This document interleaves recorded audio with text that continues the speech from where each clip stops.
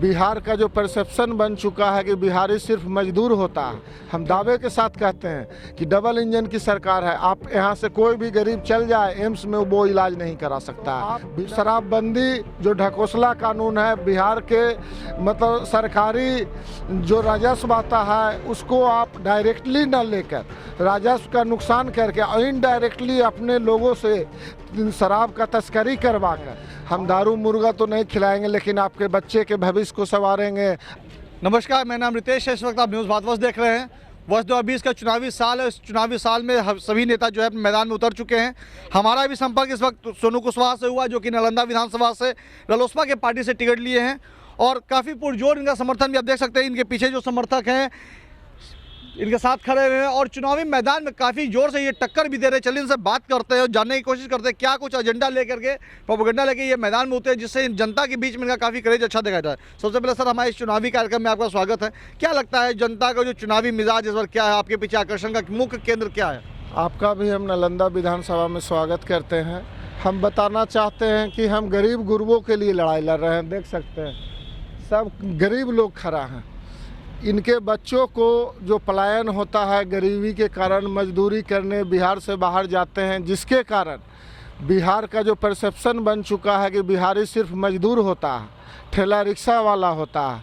अगर हमारी पार्टी की सरकार बनती है तो हम सबसे पहला कैबिनेट का मीटिंग में एक कानून बनाएंगे जहां मुख्यमंत्री का बेटा, चीफ सेक्रेटरी, डीएम, एसपी, जिसका भी सरकारी पदाधिकारी, ब्यूरोक्रेसी और नेता सभी का बेटा सरकारी स्कूल में पढ़ेगा। उसके साथ साथ सभी मजदूरों का बेटा भी सरकारी स्कूल में पढ़ेगा। सर मुख्य जो समस्याएं देखी जा रही हैं आपकी विधानसभा में, क्या लगता है जीत के आप सदन जाते हैं किन किन समस्याओं को पहले आप समाधान करेंगे? सबसे पहले हम शिक्षा व्यवस्था को दुरुस्त करेंगे जिससे मजदूरी जैसी समस्या, छोटे छोटे बच्चे जो हैं वो पढ़ लिख कर जब बिहार से बाहर जाएंगे तो डीएम एसपी बनकर बिहार से बाहर जाएं, डॉक्टर इंजीनियर बनकर बिहार से बाहर जाएं एवं अन्य एसएससी, रेलवे, बैंकिंग एवं अन्य सरकारी सेवाओं में जाएं। कोई भी बिहार का मजदूरी करने के लिए बिहार से नहीं जाएगा। ये मेरा पहला प्राथमिकता है। दूसरा प्राथमिकता, हॉस्पिटल को हम ठीक करेंगे। जब भी बिहार से बाहर लोग जाते हैं तो नेताओं का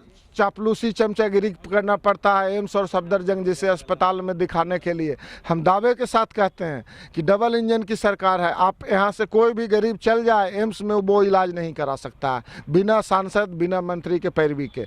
तो ये जो बना हुआ सिस्टम, इस सिस्टम को तोड़ेंगे।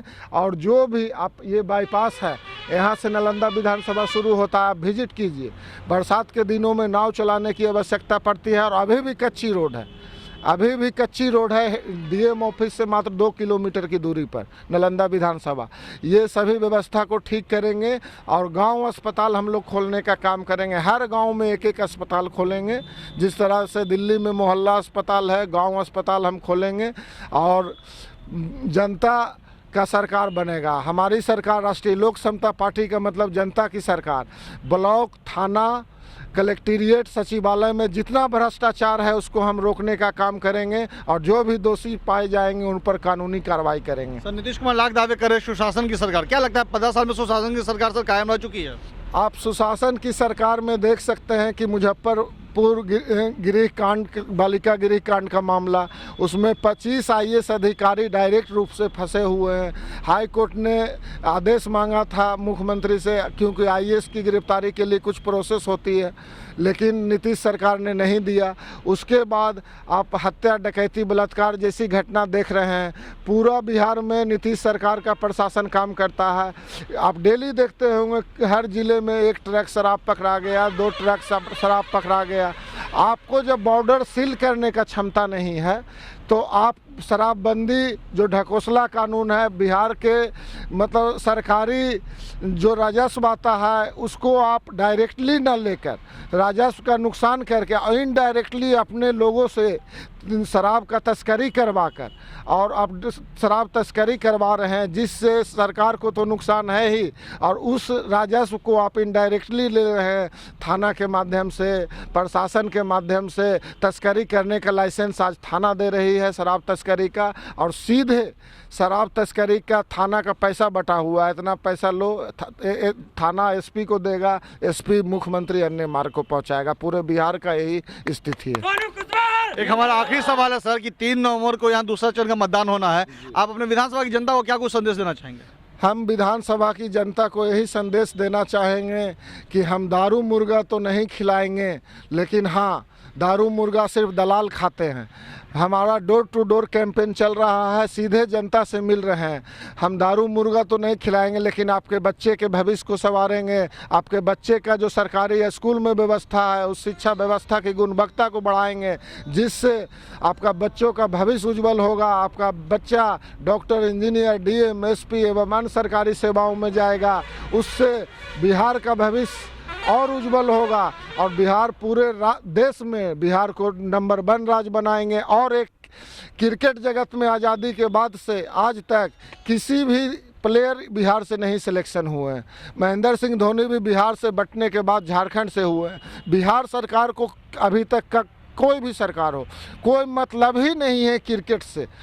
हम क्रिकेट को प्राथमिकता देते हुए भारत सरकार पर दबाव बनाएंगे, हमारी सरकार बने। हमारे पास एक से एक प्लेयर हैं, लेकिन सरकार की कोई प्राथमिकता नहीं रहती है भारत सरकार में पहल करने की कि हमारा भी क्रिकेट प्लेयर खेले। हमारा जब 60% IAS हो सकता है तो एक प्लेयर क्यों नहीं हो सकता है?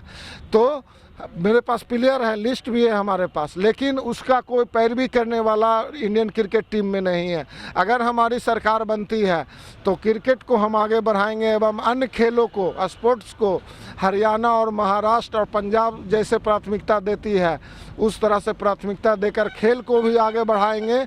और शिक्षा से ही ये चाहे तो आप खेल में विकास करेंगे, कृषि में विकास करेंगे, उद्योग में विकास, किसी भी क्षेत्र में शिक्षा के माध्यम से आप विकास करेंगे और बिहार को नंबर 1 बनाएंगे। आपने सुना यहाँ पे सोनू कुशवाहा की बातें, जो कि नालंदा से प्रत्याशी है रालोसपा की टीम से। मैं आपको बता दूं कि काफ़ी पुरजोर इन्होंने हमला किया नीतीश कुमार के ऊपर, और इन्होंने बताया कि खिलाड़ियों के ऊपर और जितने भी शिक्षा माफियाओं के ऊपर जो यहाँ जोर चल रहा है, इनकी सरकार अगर बनेगी और बहुमत से जीत के सदन जाएंगे तो काफ़ी कुछ अपनी जनता को मदद करेंगे। फिलहाल तमाम खबरों के बने रहे हमारे साथ। मैं तेजमल को न्यूज़ भारतवर्ष नालंदा।